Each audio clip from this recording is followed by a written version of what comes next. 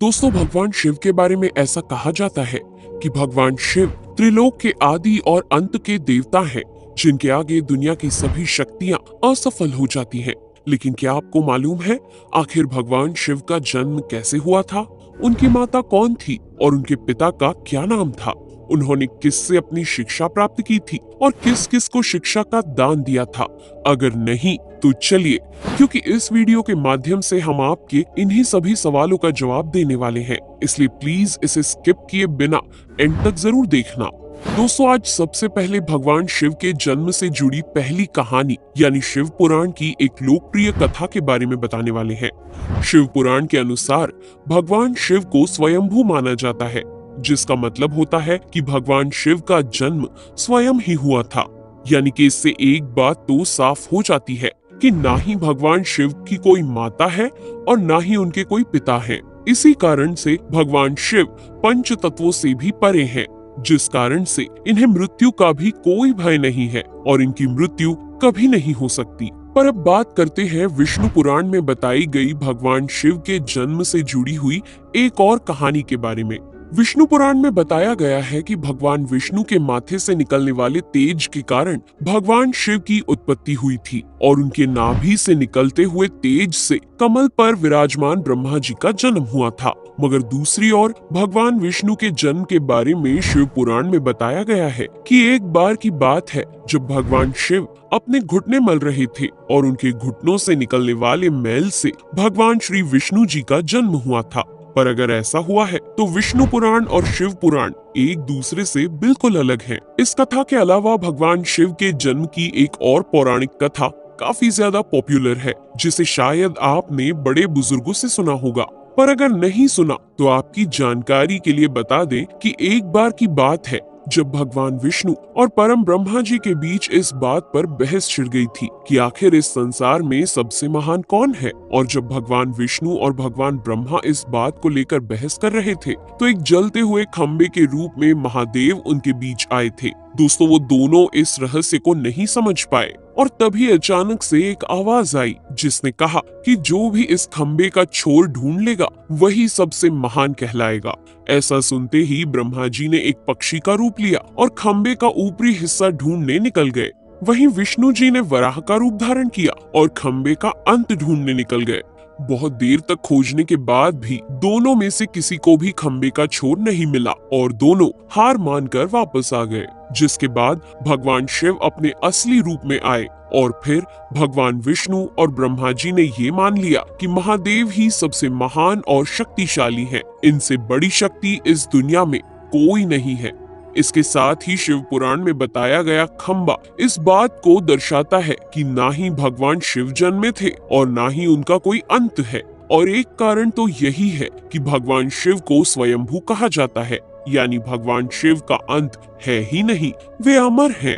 अब हम बात करते हैं भगवान शिव से जुड़े एक ऐसे विषय के बारे में जो सबसे ज्यादा प्रसिद्ध है कि क्या भगवान ब्रह्मा भगवान शिव के पिता हैं? जी हाँ, इनकी ये कहानी लोगों के बीच काफी प्रसिद्ध है।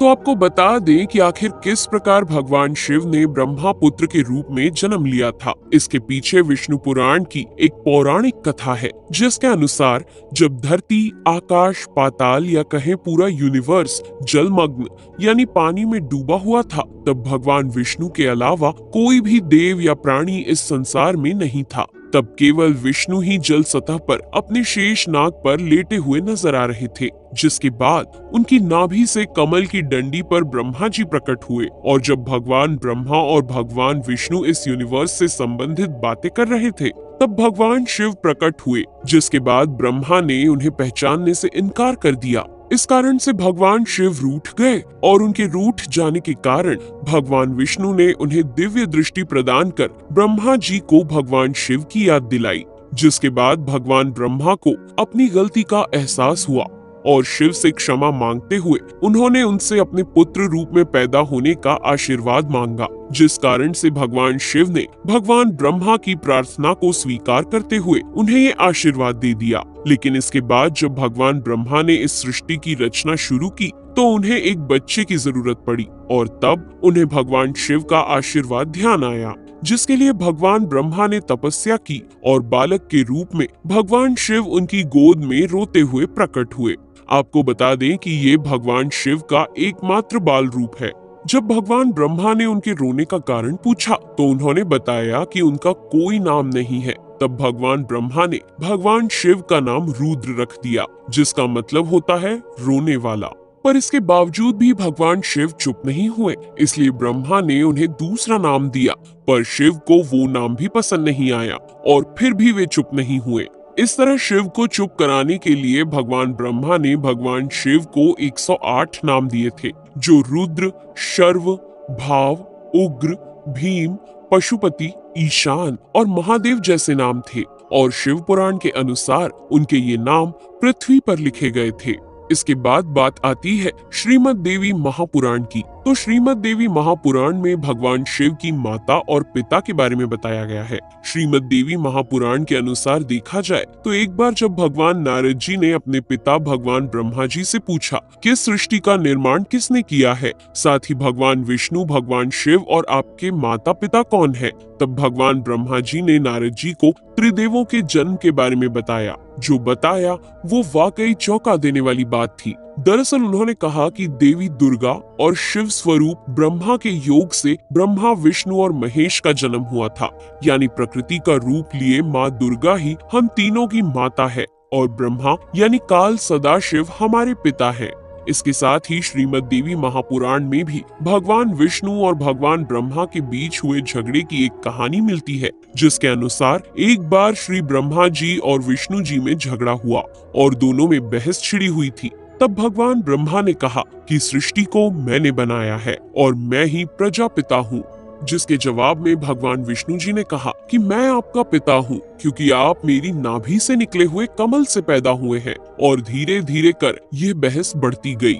दोस्तों, इसके बाद इन दोनों का झगड़ा सुनकर सदाशिव वहां पहुंचे और उन्होंने कहा कि पुत्रों, मैंने ही तुमको इस संसार को बनाने और इसे संभालने के केवल 2 काम दिए हैं। इसी प्रकार मैंने शंकर और रुद्र को संहार और तिरोगति के कार्य दिए हैं। इसके साथ ही उन्होंने कहा कि मेरे 5 मुख हैं।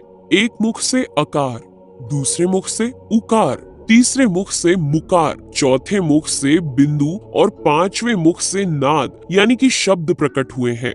उन्हीं 5 को एक साथ मिलाकर देखा जाए तो एक अक्षर ओम बनता है, जिसे आज हम सभी भगवान शिव के मूल मंत्र के रूप से जानते हैं। इतना कहने के बाद भगवान ब्रह्मा और विष्णु दोनों ही समझ गए कि भगवान शिव से ज्यादा शक्तिशाली इस दुनिया में कुछ भी नहीं है और दोनों ने भगवान शिव को प्रणाम किया और चले गए। चलिए दोस्तों, अब जब आप भगवान शिव के बारे में इतना तो जान ही चुके हैं, तो क्या आपको पता है कि आखिर भगवान शिव ने किससे शिक्षा प्राप्त की थी और उनके गुरु कौन थे?